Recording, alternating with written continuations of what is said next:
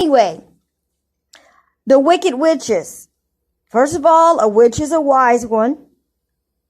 So again, you have misinformation because whomever controls books and media, they control the world. So they control the information that you think is that everybody agreed upon. But it isn't that everybody agreed upon it or that everybody knows this. It's that it's coming from one power group that co-opted all ancient knowledge of the universe and hid it and made Egypt the villain to the world. So, set that point aside, continuing on.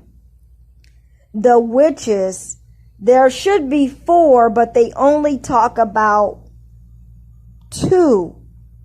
Actually, they only talk about 2, mainly. So you got the Wicked Witch of the East, but she's the good witch, Glinda, right? And I bet you Glinda is probably a name of a deity somehow. But anyway, Glinda is the good witch, right? They don't say, I don't know if it's the Wicked Witch of the West. I think so. Maybe the bad witch is the Wicked Witch of the West. They don't say what cardinal direction the other witch is from. The witch that got the house that fell on the witch and killed her is a sister of the Wicked Witch of the West, but I don't remember right now what cardinal sign she represents. So, you see the pattern. There's a north, south, east, west. In the universe, there's a deity that represents north, south, east, west. There's more than one deity. Because Osiris actually is also referred to as the god of the west because he's going to rise again. But it's through the melanated people who live in the west, which are black Americans. So, put that card on the table. I'm not even going to explain that any further. So, we talked about Osiris. We talked about colors, red and green. We talked about the wicked witches of the 4 cardinal signs. Okay, those are deities. Now, I'm just going to think out loud about the four main characters. And this, again, I haven't thought deeply about it. Just superficially, I've wanted to. And I asked the ancestors to help me decode this. And they gave me the connection of Osiris and Oz. Okay? So that they gave me the answer for that. Now, Dorothy represents, oh my gosh, I probably Doretha, oh my God, Retha. Retha is the name of a god, and because I've listened to Bobby Hemmett, like there's an audio that I recorded of Bobby Hemmett that I really need to upload. But I keep saying that I'm going to type the names, and it's too much. I'm not going to do it. And he speaks too fast. I'm not going to do it.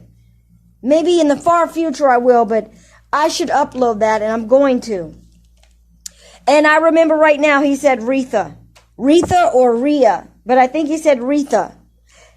What is that coming from? Doretha. And by the way, I have an aunt named Doretha. And it's very interesting how the more that I am researching the names of ancient deities, the more I see black people have those same names today. Doretha is a common name. Deborah is another name. That is an ancient deity. There's others. I can't think of them all because, again, I'm only talking from the moment. So now, we have the scarecrow, the lion, and the Tin Man. Now, some of this, there's dualities, right? There's more than one meaning for something, and that is that is a mind control.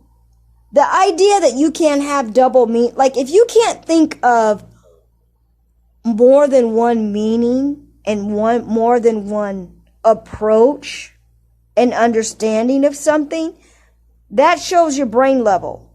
Because most people, they can't transpose things to have another descriptive meaning. So I'm just saying that as a side point of people and how they think. So that applies to everything, you know. It applies to everything. So, but I'm not going to get into explaining that more. So anyway, what I'm about to say can have two meanings. I'm only going to tell you one, but I'm going to let you know it could mean something else. I haven't thought further about it. I haven't got the complete answer about it. The lion, what is his problem? He's coward. He's a coward. He has no courage. The scarecrow, what is his problem? No brain. He can't think. The Tin Man, what is his problem? No heart. No feeling, no emotion. Now, I'm going to say what makes sense, although I cannot fit it together in the story exactly. Because when they come up with these movies, they are using duality. Bad is good. Good is bad. Black is white. White is black. But then they will put a double meaning on something. The white will be good, but also be representing a black person. So, I'm not sure why they have the Tin Man in here, but who is it that doesn't have any feeling, any heart, and no soul? It's the hybrid beast, right? It's the person that's a GMO person. A person that is a created person. And I'm not going to say more about that. But it's a person without the hue of color of all the chakras of the rainbow. That the white light, the light that you see that you think is white, it's not white, it's multicolored. When it manifests in a body, all the colors together, you know what? Let me scratch what I'm saying. If you look at a star, it is not white. From our distance, it seems white. You go online, research amateur astronomers, research stars, in telescopes. The average person has shown you what a star looks like, and it's multicolored. From our dimension, it looks white. That's not true. So it's a basic science. Hue means color, and what are the basic colors? You got the 7 colors, right? When you mix all those colors together, what do you get? You mix all the paint colors together, what do you get? You're going to get black. You're going to get black. That's how you're black. Although you're brown, okay, you're going to get a dark color. That is the whole point. You can never get white. That is the kindergarten level of how the universe operates. Very simple, but you don't know that. That's why you're called a human. And then again, all of these words, these created words have hidden the created words in the English language have hidden the true meaning of words. So now we're using the word hue, which actually, I think that actually is a god. So that word is an original word. Because I remember Bobby Hemmett said that. And I can say these things because I'm really into trying to know the names of different deities. different melanin gods. So, recorded already. And I record a little bit of Bobby Hemmett just by audio.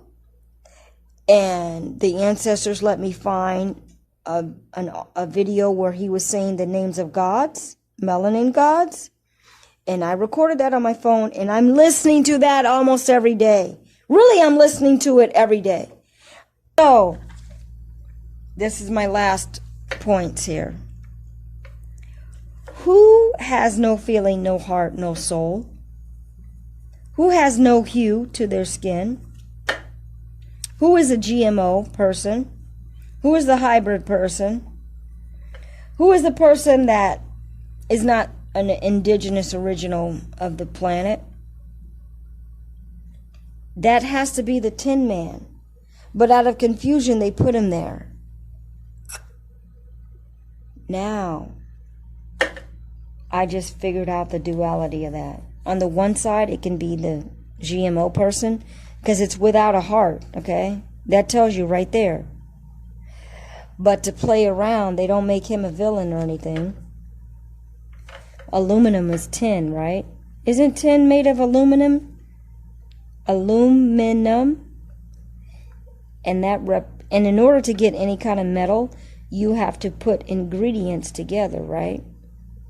So that is a form of alchemy. And alchemy, all alchemy is melanin, because melanin is the energy of creation, period. Anything, the spiritual level of creation and a physical level of creation. Melanin is an energy, and it comes in different forms.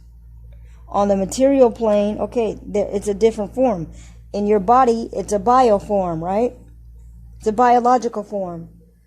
But molecules actually coming together and sticking together is part of the energy of melanin. I know that's a very huge statement, but it's true. Now I'm trying to remember the ancestors told me that. That's all I can tell you. Lots of research right now. I cannot pinpoint exactly what I read or looked at to know that exact information to get to that level of understanding. But it came to me because Bobby Hemmett explained that melanin is the fabric of creation. It is the fabric. You have to know about law of attraction. It would help to know about law of attraction, because that's what the universal law is. The number one universal law of creation is attraction, the law of attraction. Molecules are being held together in this dense state, and that's how you have the physical world. And it's the lowest. It's the lowest. What do you call it? It's the lowest astral field, astral plane. The lowest astral plane is the material world, where things are vibrating slowly. The higher you vibrate, you won't see a physical thing anymore. The highest vibration, one of the highest vibration is light. That's what you're going to have left over, is light. And that's who you are. So put that card on the table. Scarecrow has no brain. Now at this point, black people have no brain because they have no awareness of their origin or their divinity or their cosmic connection or what their melanin can really do. And, all knowledge has been hidden. But at this dispensation of, I guess, the 2000s, you could access it online. You could figure this stuff out. However, they are closing the door of opportunity on that by limiting searches on the internet. All right, so who has no brain? it's the black people at this point. Who is a coward? Lion. The lion represents black people.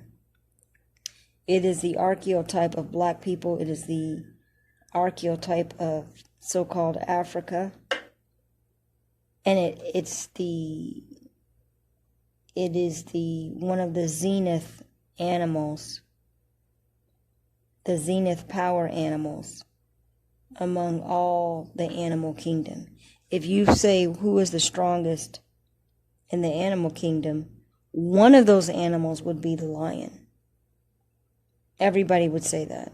Yes, there's others, but one of those animals would be the lion. All right? But, so again, the archetype of black people is the lion, and that's why they have a big nose, I think. That broad nose represents the lion. So, but anyway, at this time, that energy is cowardly and under submission due to being overpowered by people that know the magic of the universe and has beat you down in all ways, psychologically, emotionally, physically, torture, genocide, rape, sodomy, whipping. It's really unreal that it's actually unreal that other nations accept the brutality of slavery upon black Americans, and no one ever judges the people that perpetrated that, and nobody is compensating you for that that brutality. And when I pause, sometimes I can't think of a stronger word than brutality. It's not brutality. It is inhumanity. So anyway, put that card on the table. The Tin Man is alchemy, which is melanin. The lion is cowardly, and that's representing the black person. The Scarecrow has no brain, and that's also representing the black person. They're all lost. Okay, they're all lost in a foreign world run by Oz. And that is the powers that be that know the real science and magic of the universe. And they have a psychological hold on the entire world through media, books, TV, movies, and music, as well as fashion, money, and emotional chaos, just everything is out of Maya. Like masculine and feminine energies are at odds with each other all over the world.